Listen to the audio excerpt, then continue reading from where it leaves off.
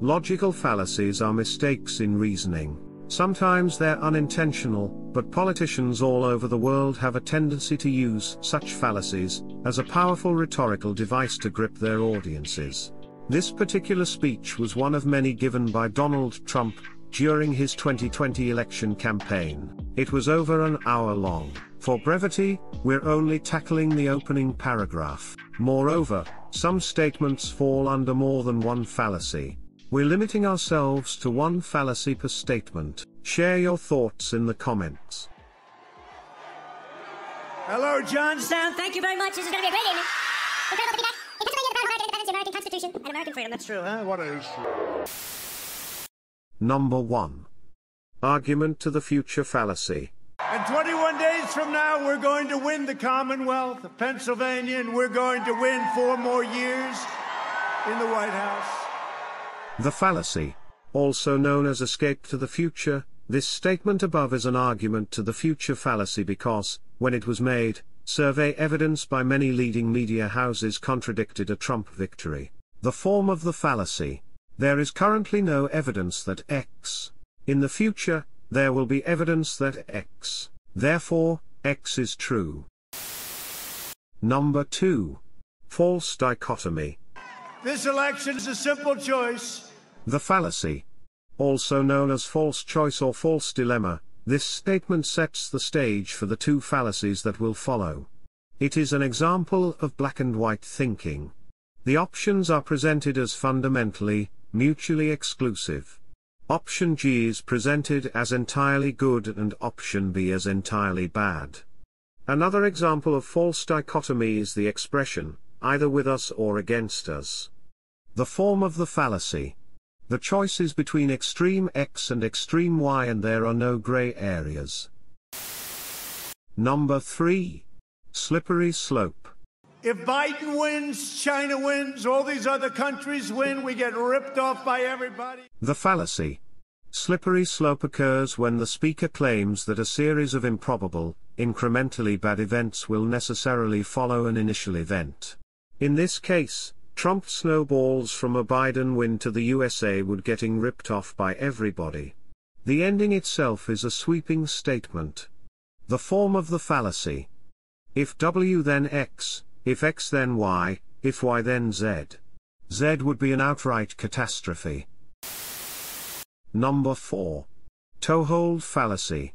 If we win, you win, Pennsylvania wins, and America wins. Very simple.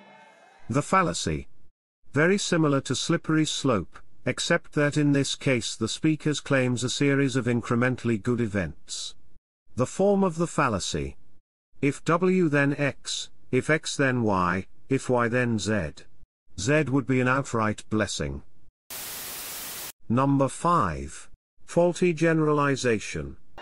For years, the selfish and corrupt political class betrayed the people of Pennsylvania, you know that, and the people of our country.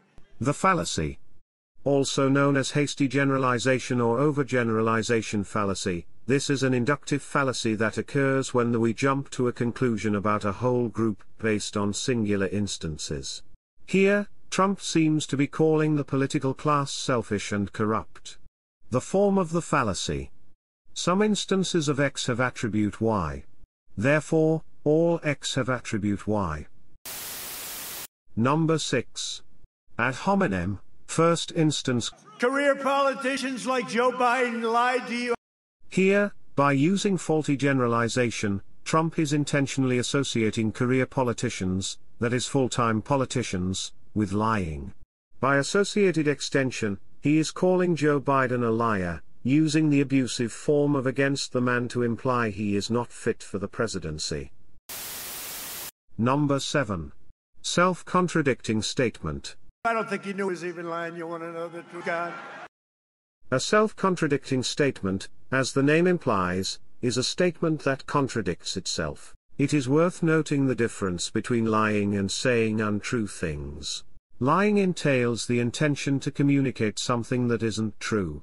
If there is intention, there is knowledge. Therefore one has to know that they are lying. On the other hand, one can say untrue things without lying. An example of this would be a child asserting the existence of Santa Claus.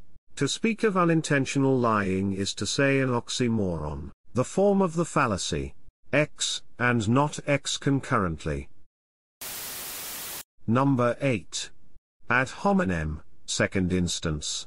He's shot, folks. I hate to tell you, he's shot.